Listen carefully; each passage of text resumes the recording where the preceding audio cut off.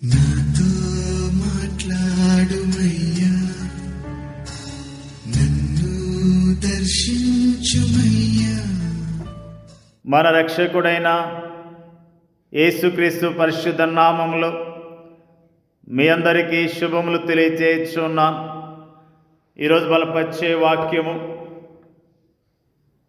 అపోస్తలుడైన పౌలు ఫిలిప్పీయులకు రాసిన పత్రిక 3వ అధ్యాయము 13వ వచనము.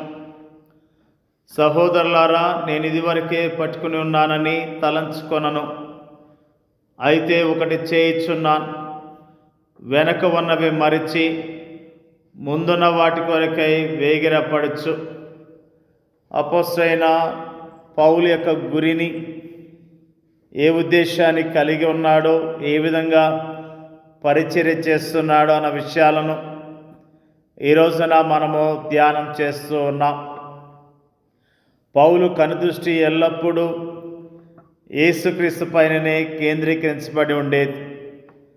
అతడు స్థిరముగా ఒక చోట ఉన్నప్పుడు కానీ, అతడు ప్రయాణం చేస్తున్నప్పుడు కానీ, అతడు సువార్తను బోధిస్తున్నప్పుడు కానీ, అతడు సంఘాలను కట్టుచున్నప్పుడు కానీ, అతడు జీవనోపాధి కొరకు గుడారములను కుట్టుచున్నప్పుడు కానీ, పగటి వేళల్లో కానీ, రాత్రి వేళల్లో కానీ, ఇంట ఉన్నప్పుడు కానీ, బయట ఉన్నప్పుడు కానీ, సముద్రం మీద ఉన్నప్పుడు కానీ, నేల మీద ఉన్నప్పుడు కానీ, ఒంటరిగా ఉన్నప్పుడు కానీ, సమాజంలో ఉన్నప్పుడు కానీ, బహిరంగంగా కానీ, రహస్యంగా కానీ, ఒకటి నేను చేయుచున్నానని అతడు చెప్పగలిగేవాడు.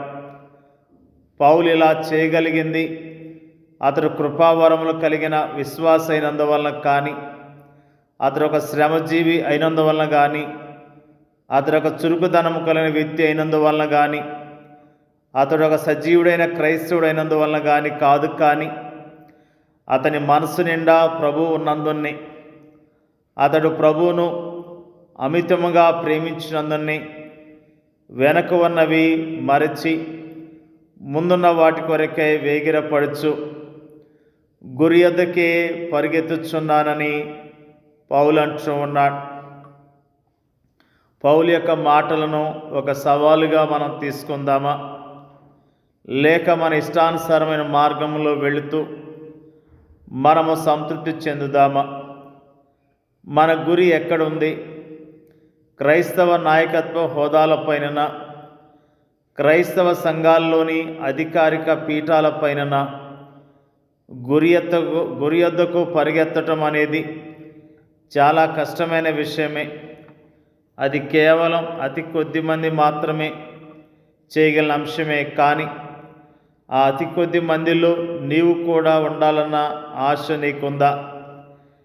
నిజమైన క్రైస్తవ్యం అంటే ఏంటో పౌలు ఫిలిప్పీయులకు రాసిన పత్రిక 3వ అధ్యాయం బహు చక్కగా వివరిస్తుంది. విశ్వాసులమైన మనము అనుసరించేందుకు ఈ యొక్క అధ్యాయం సరిపోతుంది. నిజ క్రైస్తవ్యపు మాదిరి ఇక్కడ మనకు ఇవ్వబడింది. ఈ యొక్క అధ్యాయాన్ని మనం అనుసరిస్తున్నామంటే మనం నిజముగా గురి యొద్దకు పరుగులు తీస్తున్నట్లే. మన మనసులు మనల్ని గురి యొద్దకు పరిగెత్తకుండా అడ్డుకుంటుంటే, అవి మన దృష్టిని మన గురి వైపు నుండి ప్రక్కకు మళ్ళిస్తుంటే, ఆ విషయాన్ని మనం గ్రహించి మన మనసుల్ని మనము సరిచేసుకుందాముగాక. ఆ గొప్ప వైఫల్యము విషయము మనం మన రక్షకుని సన్నిధిలో రోధిస్తూ ఆయన సహాయాన్ని అర్థించుదముగాక.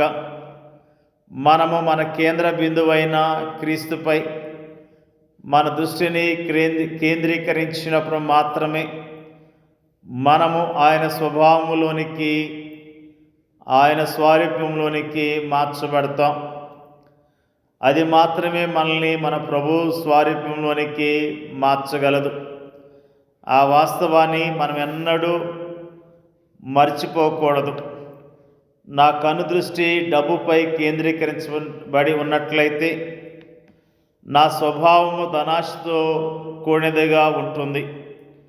నా కనుదృష్టి రాజ్యాధికారంపై ఉన్నట్లయితే నా స్వభావము లోకాశలతో కూడినదై ఉంటుంది. నా కనుదృష్టి పుస్తకములపై కేంద్రీకరించబడి ఉన్నట్లయితే నా స్వభావం ఐహిక జ్ఞానంతో కూడినదై ఉంటుంది.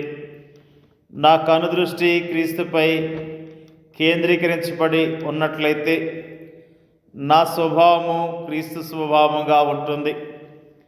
ఇక్కడ నేను రక్షణ గురించి మాట్లాడటం లేదు, కానీ అనుభవపూర్వకమైన క్రైస్తవ్యాన్ని గురించి మాత్రమే మాట్లాడుతున్నాను. క్రైస్తవుడు అనే పదాన్ని నిర్వచించమని ఎవరైనా మనల్ని అడిగినట్లయితే, ఎవడైతే క్రీస్తుపై తన కనుదృష్టిని కేంద్రీకరించి ఉంటాడో వాడే క్రైస్తవుడని మనము చక్కగా చెప్పేయవచ్చు. క్రైస్తవ్యపు ద్వారాల్లోనికి మనం ప్రవేశిద్దామా? క్రైస్తవ్యపు శక్తిని మనం పొందుదామా? లోకమంతా విచారకరమైన విధముగా లోక సంబంధమైన వ్యవహారాల్లో మునిగి ఉన్న ఈ రోజుల్లో క్రీస్తు యొక్క శక్తివంతమైన శిష్యులముగా మనము పరలోకము దిశగా పరుగులు తీద్దామా? పౌలు యొక్క గురి ఎంత అద్భుతముగా ఉన్నది. ఈరోజు మనము ఎలాంటి గురి కలిగి జీవిస్తూ ఉన్నాం?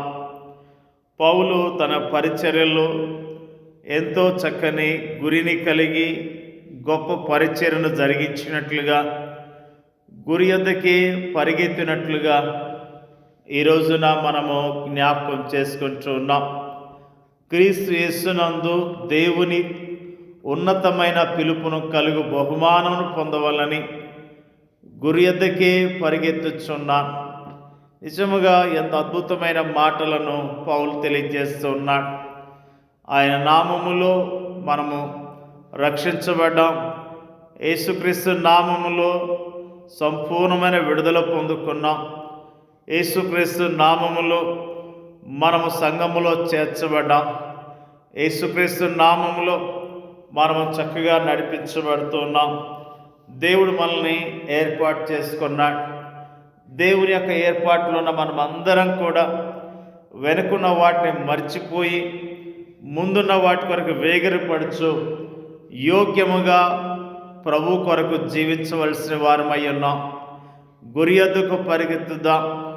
మన కనుదృష్టి ఎల్లప్పుడూ ప్రభుపై ఉంచి యోగ్యముగా జీవిస్తూ ఆయన మహిమపరుస్తూ ఆయన గణపరిచేవారిగా ఆయన ప్రకటిస్తూ జీవిద్దాం.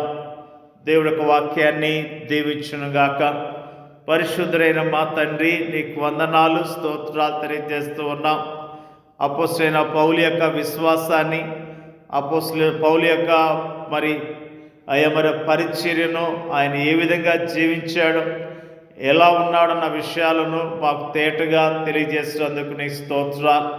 నీ నామాన్ని జ్ఞాపకం చేసుకోవటానికి, భక్తుడైన పౌలు చేసిన పరిచర్యను జ్ఞాపకం చేసుకోవటానికి, నేను మహిమపరచడానికి మాకు ఇచ్చిన ధన్యతను బట్టి నీకు వందనాలు, స్తోత్రాలు తెలియజేస్తూ ఉన్నాం. మరి ముఖ్యంగా ప్రార్థన చేయించున్నాం ప్రభువా.